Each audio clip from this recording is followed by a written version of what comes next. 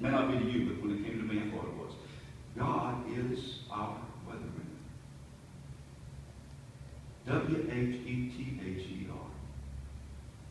Don't misunderstand me. Now, I know some of you are saying, I don't like that because I'm not a fan of weathermen. Maybe they're not your favorite people in the world. I remember watching television, it's probably been a couple of years ago. And I was watching a show that had just come on. And you know what happened in the first few minutes? They set the plot. I'm one of those people, if you miss the first few minutes, forget it.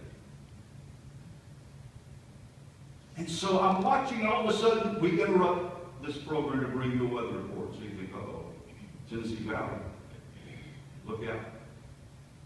He came on and said, we're just pausing here, interrupting our regularly scheduled primetime programming to let you know that right now we don't see anything happening.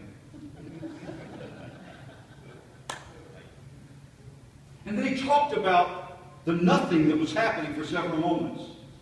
And then he said, we now return. I thought, no, you don't return because I'm turning off because you've messed up the whole thing. But thank you. I report that there's nothing to report. Some of us don't like weathermen. Maybe we go to another place and the weather lady is beautiful and she tells us the news and how wonderful the weather's going to be with a smile. And it's like the sun shines. And then you go back and you've got George on your local channel. And you don't like the weatherman. Maybe you feel like he's told me the wrong weather too many times to trust him. And so when I say God is our weatherman, what does that really mean? He's more than just a deity that drops the 6 o'clock report in our spirit. He's more than an app on our phone that tells us what clothes to wear that day. But he's still our weatherman. And here's what I mean. He determines whether I go here or whether I go there. That's who God is. He's in control. He's the one who knows whether the disciples need to be in their front yard that day or whether they need to be in the graveyard. And that's where they need to be. He can even use the weather to accomplish his weather. And he did, didn't he? He can literally, and I love this, he can literally steer us by way of storms. In other words, out of control for him can be perfect control. Our off course can be his of course. Isn't that amazing? That's the God that we serve. When life seems out of control, when it seems like, Lord, how did I get here? You ever ask yourself, how did I get here? What am I doing in this circumstance? You go to sign up for a class, college student, and it's full, and it's like, no, that's a crisis. I have to have that to graduate. And so you end up taking this class over here, and it turns out to be the professor that you make a connection with for the rest of your life. It turns out to be the very thing you need. A job situation that you feel like you planned for, trained for, and prayed for. Slam shut. Or maybe you've already got the job and you go to work excited and get peace. And it's like, Lord, why the storm? And suddenly you find yourself in a place you never planned. A place you never charted for, and you think, Lord, why am I here? And you realize, if it hadn't been for the storm, I wouldn't be right where God wants me to be. He steered me by way of the storm. So instead of questioning, why am I here? Maybe we need to start being a Christian. Storm. Observe it and say, Lord, I know you're with me in the storm. I don't know why I'm where I'm at. But I know there's a reason. George Wood is the general superintendent of the Assembly of God. Wrote a wonderful book about Mark, the Gospel of Mark, called Fearless. And this is what he writes about this passage. Sometimes you end up in a place you didn't plan to go. I'm not going to ask you if you've been there because everybody's been there. I have been blown off course myself a few times. I graduated from seminary in California at the age of 23.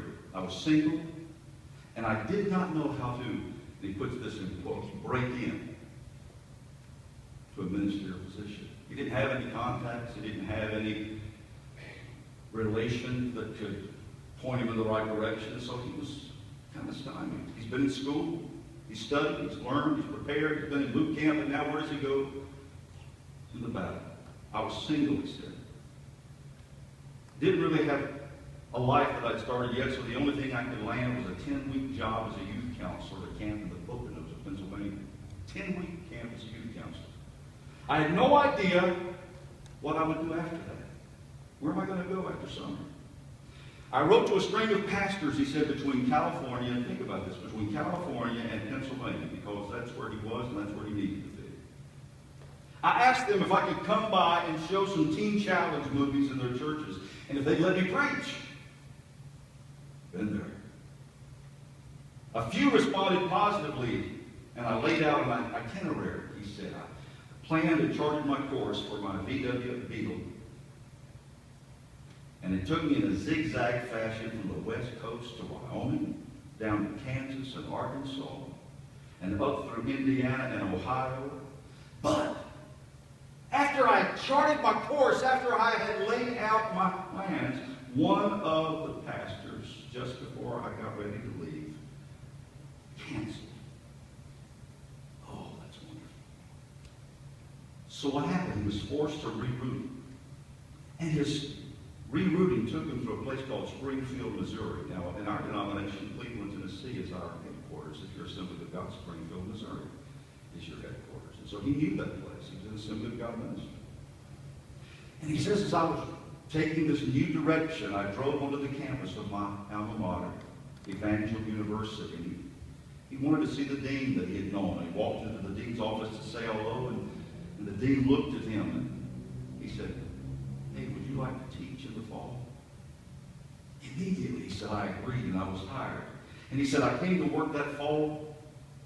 I promptly met my wife, and the rest is history. The family I have today, the ministry I have today, all proceeded from an unwelcome cancellation. Thank God, he says, for closed doors. It means he's opening a door you don't see.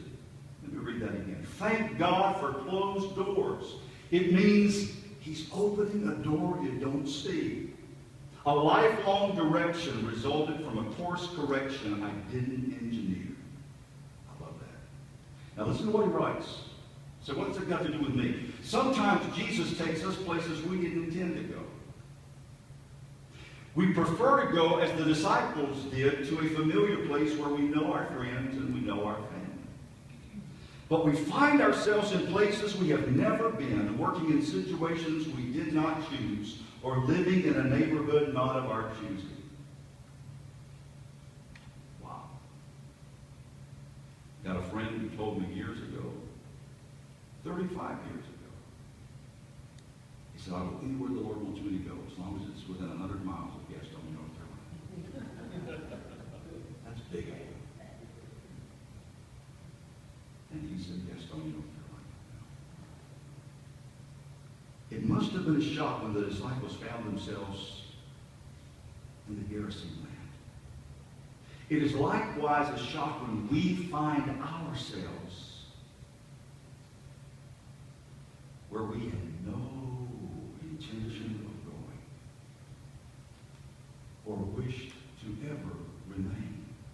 But on the other side of the lake was a person who needed the Lord's help. Isn't that the truth? Desperately needed the Lord's help. From the shoreline, the man had watched the boat draw near, and then he raced to the water to welcome Jesus. And he closes with this. This incident became a life lesson for the disciples. Contrary winds would sometimes take them where they had no intention of going, but the Lord knew someone desperately needed their presence, needed the good news that they carried. I asked my wife, I said, have you ever hit a storm in life that turned out to be a course correction? And you realize I wouldn't have what I have now, I wouldn't be who I am now, had I not ended up where I didn't want to go. Asked her to think about that. Called her back just a little later and she was asleep.